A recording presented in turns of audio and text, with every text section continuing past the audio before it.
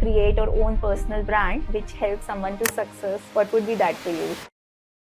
For me, personal brand is about knowing yourself, knowing what you bring to the table uniquely, which you do better than others, and then how do you double down on that strength and make it your signature. Each one of us have also got a personal brand. Sometimes you're not aware of it. I always encourage team members to think about this. If they had a one line about themselves, what would that be? And that kind of, I would say that you don't have to go around asking people, but it's about deep self-awareness of what you think your strengths are. Moving on further, right? अगर किसी को career build करना है US में 2025 में आपकी क्या advice है?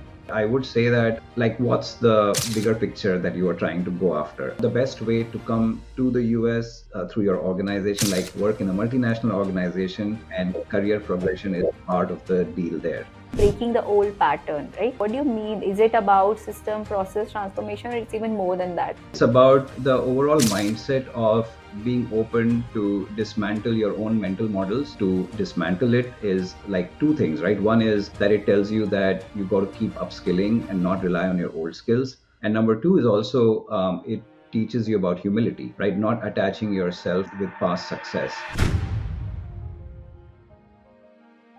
Hi everyone, welcome to the Pursuit of Leadership. I'm your host Nidhi. Having spent 2 decades in finance myself, I'm always keen to explore journeys of the people who have really achieved a lot. And I'm super excited today to have Pallav Patni with us. Pallav Patni is the CFO of Kimberly-Clark, one of the global MNC Family Care division. He lives in Chicago with his wife and son. He has more than 20 years of experience in great organizations like Unilever, Kimberly-Clark, Pepsi, and many, many more. So welcome, Pallav. I'm so happy to have you along with me. Thank you, Nidhi, and thanks for having me. Great, Pallav. So we will dive into your journey. And my first question, I'm really interested to know about why you shifted from engineering and you went into finance. Like, what was the defining moment in your career which shared ki mujhe abhi, I want to go in the finance field? Yeah, so that's a question that I usually get a lot. There was no one defining moment for me, unfortunately, and I think it was more about just basically a love for numbers and love for math.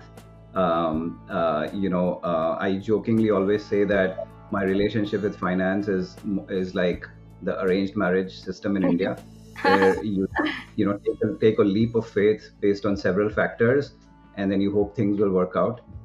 So in my personal life, we've had a love marriage, but in my professional life, I've had a arranged marriage of sorts with finance, where after my MBA, I took a leap of faith. I was good in numbers, and I was like, let's do it. And then over the years, I have developed a lot of interest and affinity towards finance, and so here I am. So it's clear that finance truly called you, isn't it?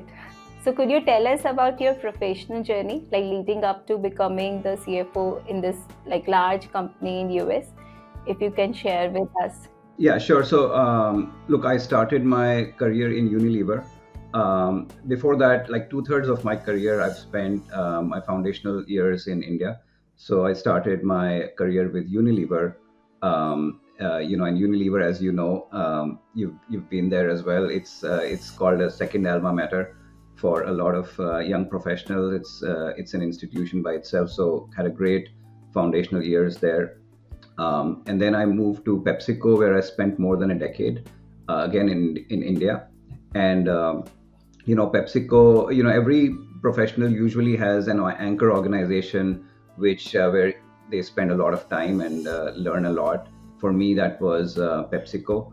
A lot of my mentors for life are from PepsiCo, and so that's where I really gained my footing and kind of realized my potential. And then after that, I joined Kellogg as the CFO for South Asia. This was kind of the realization of my first professional dream, which was to be the CFO of a country. So that was great, and Kellogg helped me pursue that. And now I'm with Kimberly-Clark for the last 7 years. I'm the CFO for the Family Care division for North America, and truly Casey has quite literally given me the wings to fly, because that's the organization where I've been, I began my international career. So I've been, in Asia Pac. I was the CFO for Southeast Asia and FP&A head for Asia Pac. And then my last two roles have been in North America. Now tell us about your current company. Like tell more about what is the nature of business and of Kimberly-Clark in US, and also bring up on that point on like you have handled a B2B business, right? Professional care in the past, and now you're handling the family care. So if you can Right. draw out differences, ki B2B or B2C mein, according to you, what are the various financial strategy differences or any other nuance you want to call out? Yeah. So first of all, Kimberly-Clark is a global leader in essential health and hygiene products. It serves consumers across the world. It's got trusted brands, Cottonelle, Scott, Kleenex, Huggies, Kotex. They're pretty worldwide recognized brands, and it's been in business for more than 150 years, and has in fact created a lot of the categories that it operates in.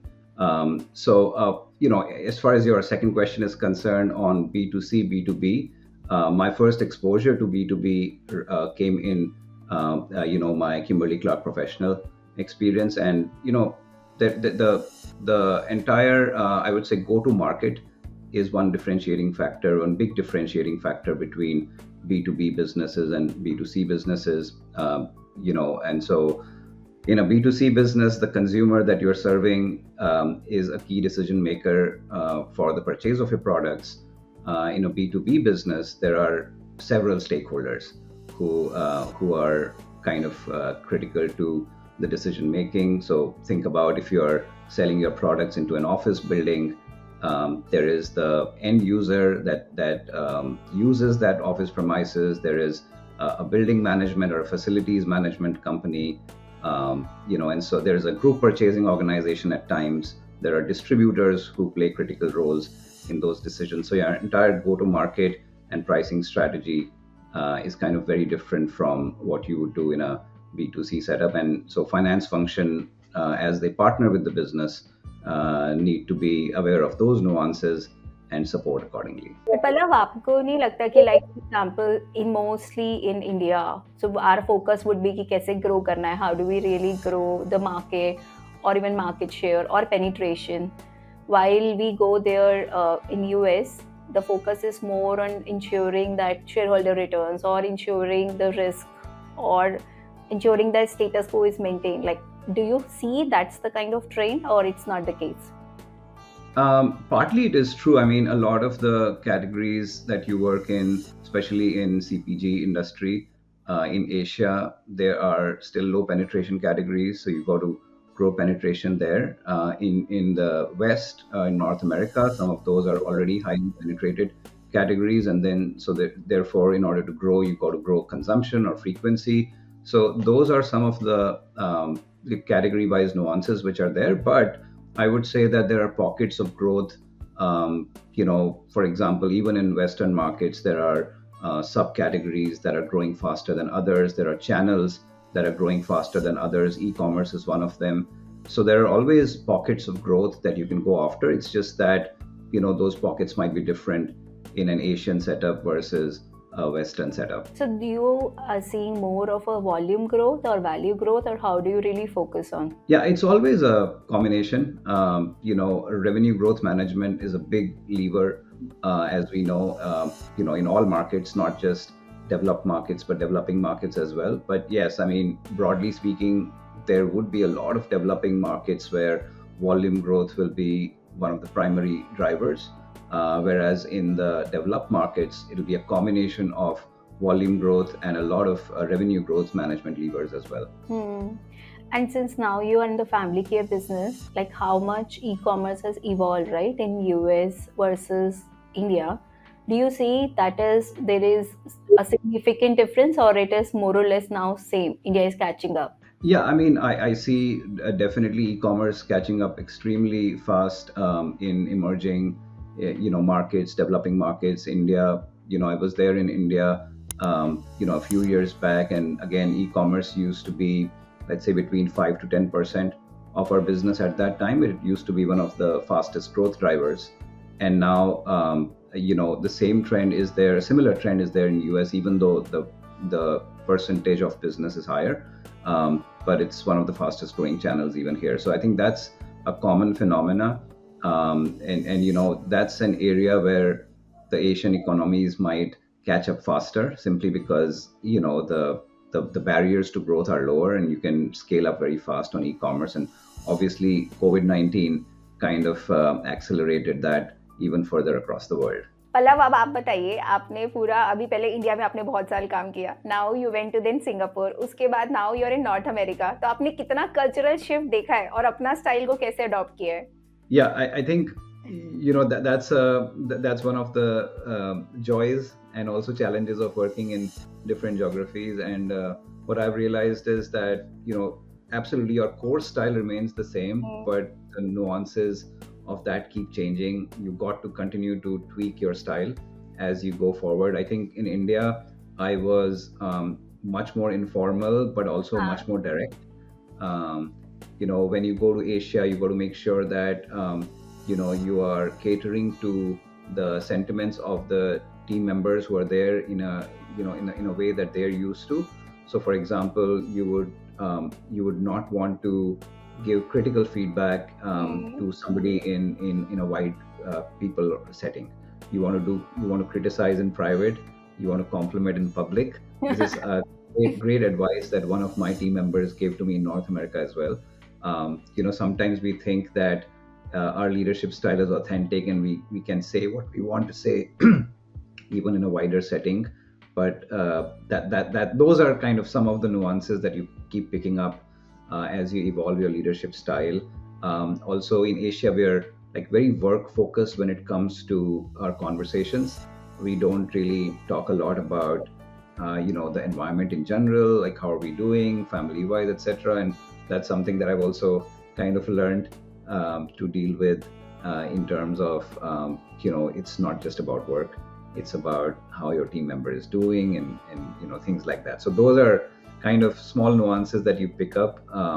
But I would say one thing, that in general, if you have broadly across cultures that you're working, if you have empathy or authenticity in your style and a bit of ability to absorb different cultures and a desire to kind of meld well with the cultures, then it usually works out fine. Universal emotions, ultimately it's all universal human emotions. So as long as you're empathetic and you are genuine and authentic, it usually works out. But obviously there are nuances that you got to continue to tweak. Got it. But Pallav, let's take this forward, this particular aspect. What is revenue growth management? अभी हमें किसी को, someone who is entering into a career, उसको समझाना है कि आपको revenue growth management का skill लेके आना है. So what do you really mean by this? Yeah, so revenue growth management, in layman terms, is that if you got to grow your top line is a combination of, you can grow your top line in two ways. One is you can grow your top line through volume increase, or you can grow your top line through value increase. And value is basically it's price, but that's not just the only way to increase your value of the sales that you bring in or revenues. That they can be a combination of product mix, channel mix. You could do trade related efficiencies to enhance your revenue. And so there are five or six big and strong levers under revenue growth management, where you can, pack price architecture is another one of them. And so there are many ways to improve your revenue performance and not just growing volumes. And so that is the reason, like we used to back in the day when revenue growth management was not considered to be an independent muscle on its own, is an opportunity, and that's what revenue growth management has gone after. Thanks Pallav. This will be really helpful for people who want to learn this skill and master this revenue growth management. Whenever you have right now evolved and moved from India, then you moved to North America, all of us learn something and unlearn something. So what you have actually unlearned so that you have become now successful in this part of the world? I think for me it is a little bit of not as much unlearning, but more like picking things that I really valued from where I come from, which is India, and the Indian and the Asian culture, and incorporating some things from the West, where I currently work. So for me, for example, when you grow up in India, it's really a striver mentality. You got to make it for yourself. It's very competitive, and so that whole streak about exceeding expectations every time, because meeting expectation is not good enough.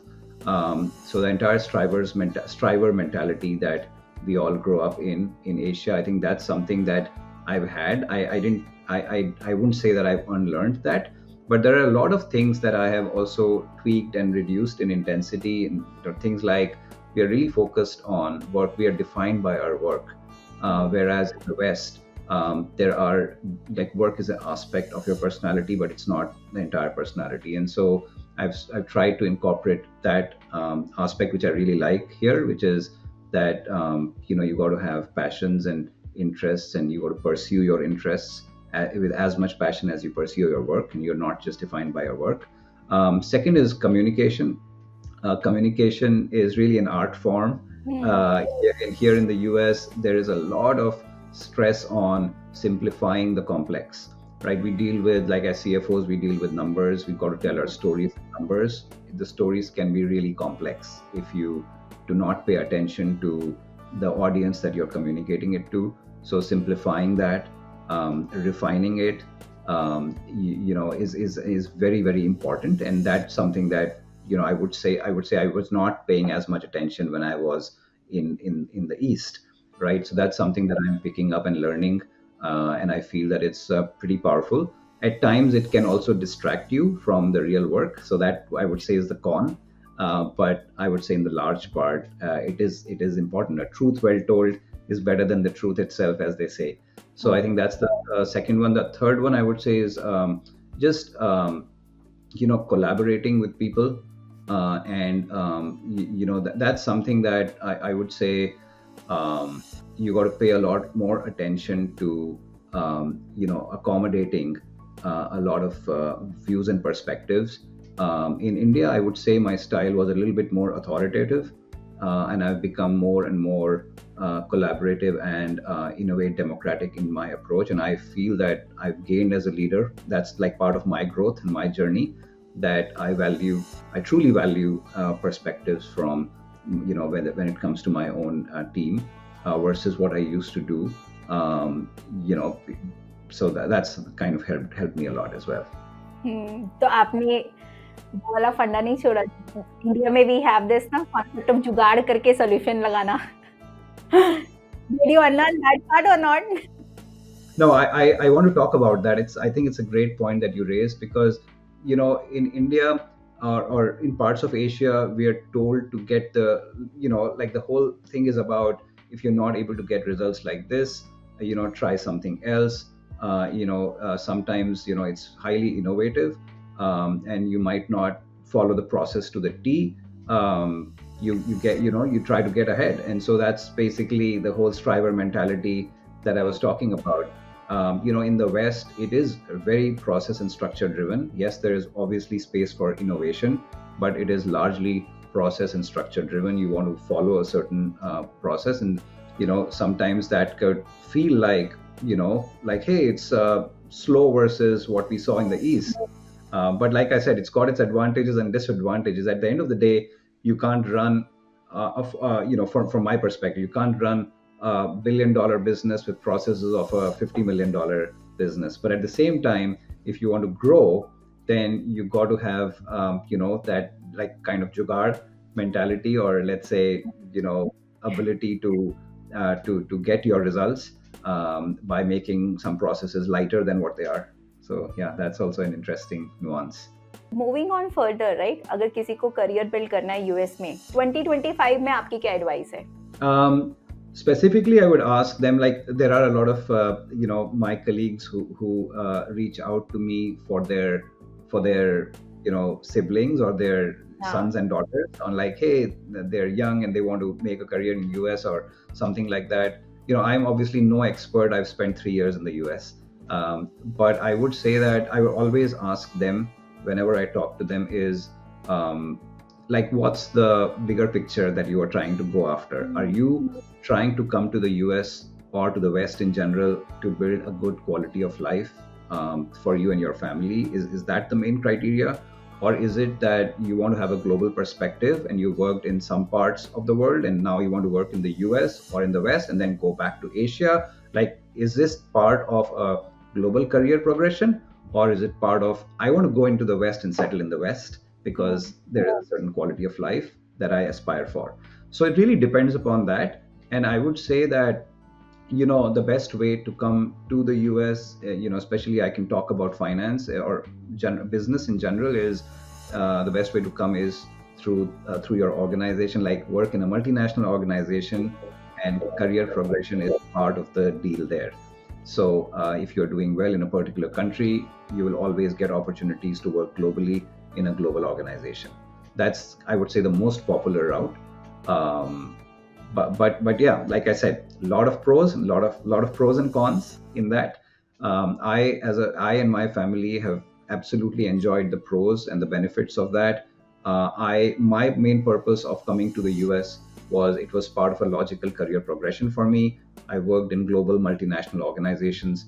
For me, it's important to get to see all aspects of an organization, how it works. So I worked in a country, in a region, and now I'm working, close to the headquarters. But for somebody else, like I said, it could be very different. It could be settling down the family in the West, or pursuing your child's education, and hence you're moving to the West. So for me and my family, it was more like career oriented, and then obviously our family has gained as well. As we've come here and like kind of broadened our perspective and our worldview. Both me, my wife, and our son here. Yes, there are definitely merits of going to US, but even now in India, we have a lot of quality of life as availability. If someone wants to go directly, is it easy for them to really go in the open market and get a job in a US-based company? Yeah, if it is more about being transferred as part of MNC. Someone who is just a CA in India with like 2-3 years of experience or just a MBA, do they have even a chance to try and work upon that? Or what would be the best route? What you have hired now teams, right, in your company. So when you are hiring, then how does a hiring practice? Does it encourage, like, if someone is a different country and getting there is easy or difficult? No, I think you've already touched upon that. It is easier if you are in an organization and then as part of your natural career progression, you want to move outside your home country. That's the most popular route that happens, that I've seen, that I've personally also experienced. It is always easier to first prove yourself in an organization and then keep moving around in that organization, because then that organization will take risks on you, which other organizations who don't know anything about you might not take.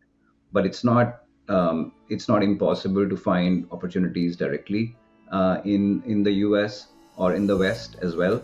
You can absolutely work through your own network. Maybe there's somebody who you worked with earlier who's now in the US and they know you, and things like that. Or you just apply on LinkedIn the roles that come in. But I would say the most popular route is to it's part of career progression. I've been part of US and European multinational companies, and they've had a very robust succession planning or career planning, which involves geographical mobility. And so I would say that is the route that I would, if anybody aspires to come into the West, I would say, join a company that is global footprint, and then work your way through the organization. And it's definitely something that is actively looked at by all global organizations as part of their career plan. So Abhi, if we take it further from here, and there's so much evolution is happening, how the market landscape is changing, how the economies are evolving, how regulations are coming, how the government impacts or decisions are changing every day, and you are at helm of it, right? Being the CFO of such a large company there. So what is your way of decision making? How do you really drive कि how do we prioritize investment growth के लिए डालना है, हमें risk के लिए रखना है? what all it's impacting in terms of your financial planning for supporting your leadership. So share more on that. How do you navigate these kind of situations? Yeah, this is look. Every every current situation seems like very volatile, but if you dial back a few years, you'll find another such volatility in the works, right? So a few years back, when the global pandemic hit, um, so much uncertainty, so much volatility was there at that time. Right now, obviously, the geopolitical landscape is volatile, and economic uncertainty, economic cycles keep playing their part in making sure that there is enough enough excitement in the lives of businesses as they navigate an uncertain environment.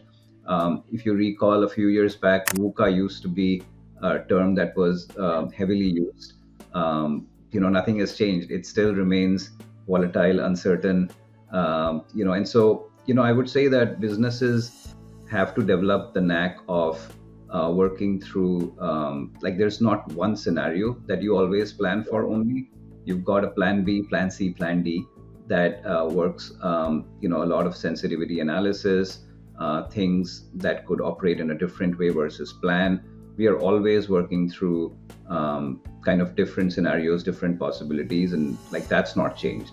So I would say that my work in any given role, whenever I'm partnering with any business, is to make sure that I incorporate some of that dynamic nature of how things work in the work that me and my team does, and always keep the business apprised of what could happen if scenario A does not work through, and how do we move from plan A to plan B, and so that part, I would say, continues. That is something that we've now kind of got accustomed to, which is how do you make sure that you navigate uncertainty, and uncertainty is the new certainty, right? So if I go further in you have shared one of your interest area, right? Is about sports and lessons from movies. So now going on to taking in from you on what are your specific insights in that. And Pallav, what I understand that you love like both tennis and cricket.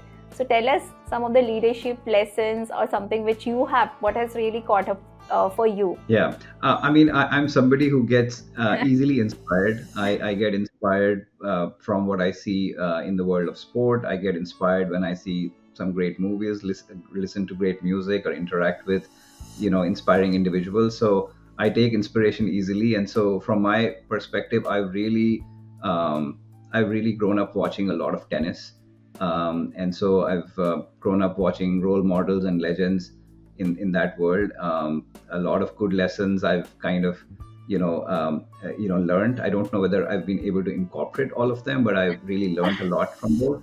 A couple of things I would say here is, Roger Federer, who was one of the all-time greats in the world of men's tennis. I'll tell you a story about, if you look at his career and look at some inspiring stories there. One of the things that we find is that, for Roger Federer, he was obviously one of the most successful tennis players. For those who were not following tennis, by the time he had gotten to he had already gotten 17 Grand Slams by 2012, and that was the highest number of Grand Slams at that point in time. And there was Rafael Nadal and Novak Djokovic, who were his competitors and rivals, who were a bit behind. So technically, he had already achieved what he had to achieve in his career. And so from 2012 to 2017, Roger Federer played a lot of Grand Slams, but he did not win any single ones. He would reach semifinals and finals, but he would never win a single Grand Slam in those 5 years. And that's to keep going for 5 years without winning is not something that champions like doing. Or we've had instances of players and champions like Bjorn Borg, who would win a lot, and then if they lost, they would just lose the desire to play. So one of the instances where Roger Federer was playing, one of the commentators commented that it's very surprising that he can keep on going without winning, especially if he's one of the all-time greats who's won so much. And I think one of the other commentators said that, it seems like Roger Federer plays because he loves the game, and not just because he always wants to win. And I think that kind of stayed with me. It's in French, it's called joie de vivre, which is really, the love of the craft, or something like that, right? And so, my inspiration comes from the fact that, you know, if you do your work with the spirit of loving the craft, that's the spirit, that's the secret of longevity, because you will not always win. And so, if you can continue to play for the love of playing, you'll have a long and fulfilling career. So I think that was one inspiring story from the world of tennis that I really, got inspired from. And I have read about something which you have written, and this is something I really liked, about, like, first point is about deserve before you desire. And I was reading one of your LinkedIn article on that. Share more on that. मुझे बहुत अच्छा लगा. It is something very true, and I Yeah. believe in that. But what's your, more, share more about that? Yeah, deserve before desire was essentially a thought that came when I was, just reflecting upon, again, two role models and personalities. One was, Novak Djokovic. By the same thread, right? I'm a big admirer of Roger Federer, but at the same time, what Novak Djokovic has achieved is absolutely, incredible in the world of tennis. Again, for those who don't know tennis, or don't follow tennis, in 2010, there were two big rivals in tennis. There was Roger Federer and Rafael Nadal. I think Roger Federer would have had Grand Slam titles in the double digits in 2010, and Rafael Nadal was kind of there. It was a little bit distance away. But there was Novak Djokovic, who had a very big margin that he was behind both of these. And I think the world did not need a third, greatest of all time kind of a player. The world was happy with the rivalry between these two. Novak Djokovic wasn't really popular. And over the years, what he has achieved to now, where he has the highest number of Grand Slam titles, and if you look at any statistic, he's the greatest of all time. That's a debate that keeps happening. But so the point is that he would continue to improve every single part of his game in order to get to an impossible milestone, which was to get ahead of these two legends.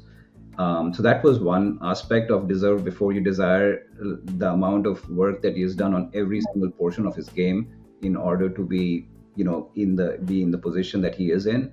The other one was, I was hearing an acceptance speech from the Academy Awards from Leonardo DiCaprio when he won for the Revenant, and he said that he had been doing iconic roles, for a long time. And I'm sure that his ultimate, desire was to get an Academy Award. And on that night, he said, "I don't take tonight for granted." And you could see from the body of his work on how he has kind of honed his skills over the years in order to be able to, be in a position like that. So, both of those things to say that, it's easy to desire a promotion and elevation, or growth in whichever field you are in. But if you are not getting that, it's also important to look inside and continuously improve, and then get into a position where you believe that you deserve it. So that was just an inspiration that came in from a couple of these inspiring stories. So Pallav, it is inspiring, and this is something you have to share in 2025 to every professionals कि ये skills तो build करो before you deserve any particular promotion or recognition. What would be those top two to three skills?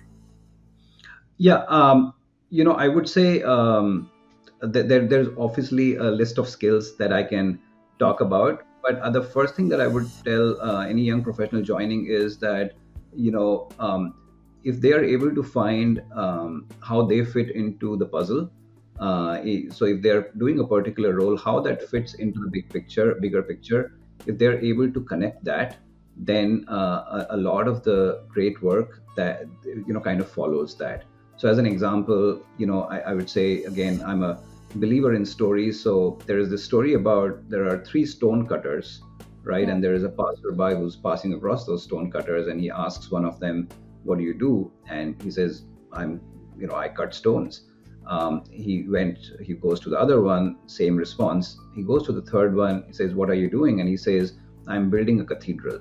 Yeah. Also, I find that very, very inspiring simply because, for young professionals out there, if they attach what they're doing to a larger part of the puzzle, then their contributions take much more significance, right? And they then start working towards something bigger than what their job description says. And so I would say that if you have that, then everything else follows. Skills can be learned, competencies can be, again learned. But I think this mindset of how my work fits into, the larger picture kind of helps a lot. And then obviously if you're in finance, there are many skills that obviously, I would love for the young talent to kind of incorporate. The ability to get into the details, zooming in, zooming out, trusting but verifying. I mean, those are skills, but I've often seen that, those are things that you can learn as long as you kind of get the bigger picture of, how your role adds value to the larger picture. And beyond identifying talent, right? So these particular competency, while you hire talent, you will look for उनको nurture करने के लिए, what are your, like, if I just ask you कि what is your one leadership habit which you swear by every day, every time, what would be that? One of the things that I've always done in all my roles, not just when I was a team leader, but even when I was an individual contributor, is I've genuinely tried to apply the story of building a cathedral. I've always tried to create a vision for my particular role and how I would want to leave it when I get out of that role. That one, you can call it habit. Initially, I used to do it on my own because I was an individual contributor. As I've started working with teams, I've always tried to co-create a common vision for our team, and truly co-create, meaning get their inputs and make sure that we can rally the team around that common vision and purpose. And I've seen that, it doesn't always work the best way, as in not always will the team see the vision the same way as you want to see, but when it works like magic. So that's something that I've always tried to do in every role that I've taken. And that's actually a very powerful habit. A strong vision is essential for everyone, and specifically you mentioned. But what happens is, one of the observations which I have is, sometimes for finance, while the vision is getting created, it gets lost in numbers. The numbers achieve हुए नहीं हुए, finally boils down to that. How do you still create that compelling vision? No, yes, a lot of the vision that we've created as finance teams has got to do with numbers, right? So you've got to, anything that happens in the business impacts either the P&L or the balance sheet. So I don't think any vision that a finance team would put forward, will be without numbers. But I would say that beyond the numbers, it's about how you want to be seen as a finance team. Do you want to be seen as a team that puts business first and helps the business grow? And obviously that translates to numbers, but it goes beyond numbers. It's about collaboration. It's about partnering. It's about playing to win. And it's about having your role as indispensable business partners, right? And it's about value creation. So I think it is about numbers ultimately, but it also goes beyond numbers. Yes, it definitely goes beyond numbers. And there is one more aspect of the part of our, something which you brought upon, and which is going on. It's about branding, right? One is about, you shared mention about brand as a team. The second aspect of it is brand as a person. कि as a person, हमारा brand कैसा है, how it is being viewed upon by our leaders. And you have also touched upon the point, which is one of your article I was reading, is about really delivering over and above what you committed, right? Being exceedingly delivering. So share more on what is your own mantra, or what's your mental model. Like if I say ki, to create your own personal brand which helps someone to success, what would be that for you, Pallav? Right. So, I find this powerful because it's like, when I say these personalities, what comes to your mind, when I say MS Dhoni, I'll hear Captain Cool, Yeah. right? Captain Cool or something like Yes. that, right? When I talk about Roger Federer, I'll hear poetry in motion or grace or charisma. When I talk about Steve Jobs, I'll hear visionary. So the point is that, you know, like these are obviously legends of their own area, but each one of us have also got a personal brand. Sometimes we're not aware of it. Sometimes we let it become what it has to become without applying a lot of thought into what we want it to be. But I always encourage team members to think about this. If they had a one line about Nidhi or about themselves, what would that be? And that kind of I would say that you don't have to go around asking people, but it's about deep self awareness of what you think your strengths are. And then if you believe that those strengths are really towering strengths, then you keep doubling down on them. We focus a lot of our energies on imbibing things from others, but what we sometimes forget about is that we have unique strengths and we are known for those unique strengths, and how do we double down on them while continuing to obviously work on our improvement areas. So that's what, for me, personal brand is about: knowing yourself, knowing what you bring to the table uniquely, which you do better than others, and then how do you double down on that strength and make it your signature. So, Pallav, what is your signature? The way from for myself, I would say that and I don't know whether that will match others' opinion about me, but I think what I would bring to the table is a combination of operational excellence and collaboration combined with authenticity or humility, something like that. But like that's what I aspire for my brand to stand for. But who knows how it is in the real world. But that is something which is impressive. What you believe in, finally, first it matters. But yes, what is other perception, even if matters a lot, especially when it comes to brand, about that brand. In terms of, there is one more very interesting point which I was reading about from your thoughts, was on the breaking the old pattern, right? And especially so relevant. Abhi, even if I have seen so many systems, transitions, transformations, और हम लोगों के लिए even it's more important how this entire working models have revised for the companies. So for breaking the old pattern, what do you mean? Is it about system process transformation, or it's even more than that? Yeah, I think it's about the overall mindset of being open to dismantle your own mental models, and that therefore clears the slate for learning more. So I was really inspired when I heard the story about the sand mandalas, where they take a month to make an intricate design which is so beautiful and exquisite, and they have a standard process of dismantling that, completely erasing it. You would think that you would attach yourself to something great that you've done, but like to dismantle it is like two things, right? One is that it tells you that you got to keep upskilling and not rely on your old skills. And unlearning, like you said earlier, is an extremely important element. And number two is also it teaches you about humility, right? Not attaching yourself with past success, and trying to move forward and not really dwell on your past glory. So I would say that also, like, those are the two things that I really loved about the process of breaking old patterns and dismantling.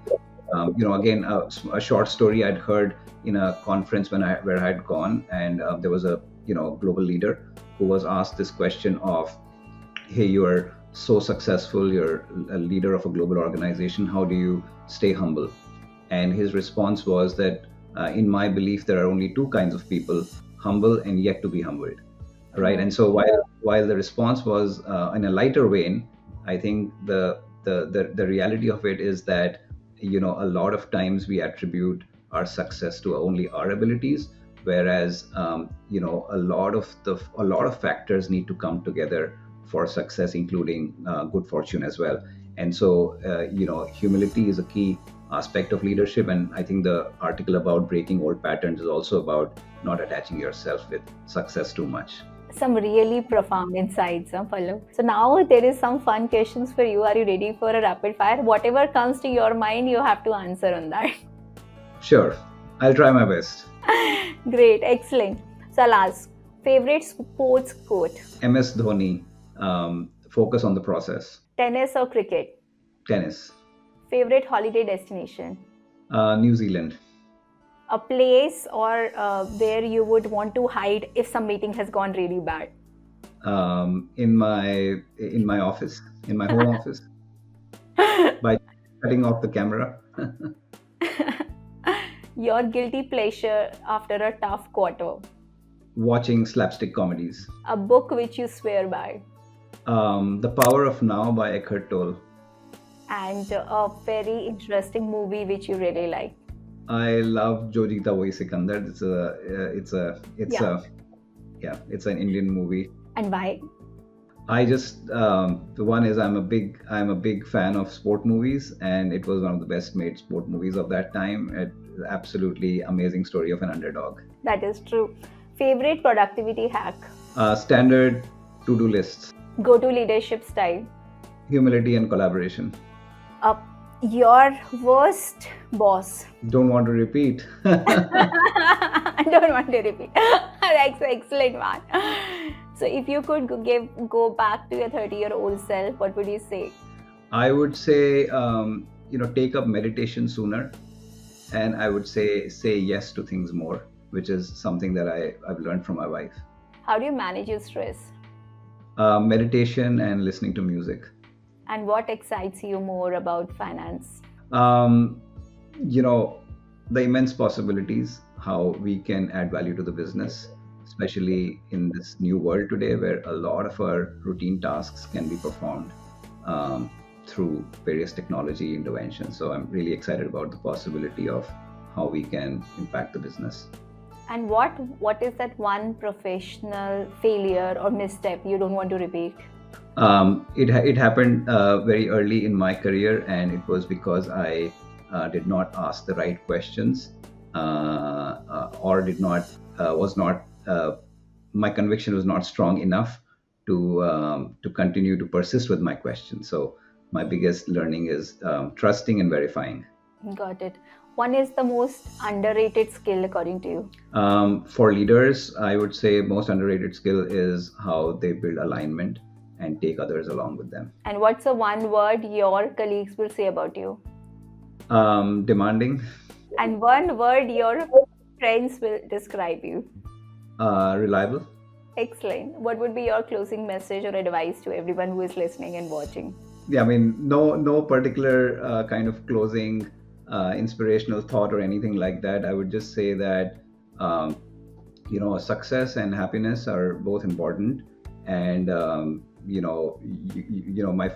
my request to everyone out there who's working in the professional world would be that it'll be great if you can just look inside and understand deeply what you inherently desire in your career, and be balanced about how you go about achieving it. That's an excellent message. On our show, we also would like to thank people who have really helped you in your life. You want to take some few names? Absolutely. Shweta, my wife, my parents, my mother, we live with our mother. Me and my brother, we live with our mother. So the contribution of her parents. These are primarily the two most influential people who have had a deep impact on me, which is my wife and my parents.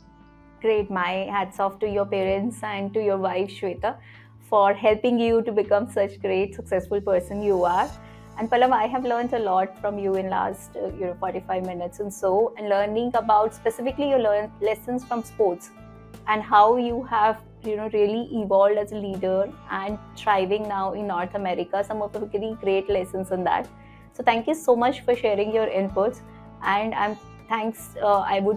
I know that all the listeners will gain a lesson, and specifically they want to build up a career in North America. They will have some tips from there, and keep on sharing such interesting stories. I've learned so many nice, interesting sports stories from you today. So thank you so much, and thanks everyone for watching this. Do subscribe to Pursuit of Finance and Leadership. It has more than 25 great leaders who have come to pay it forward for our learnings. So do watch that. Thank you so much.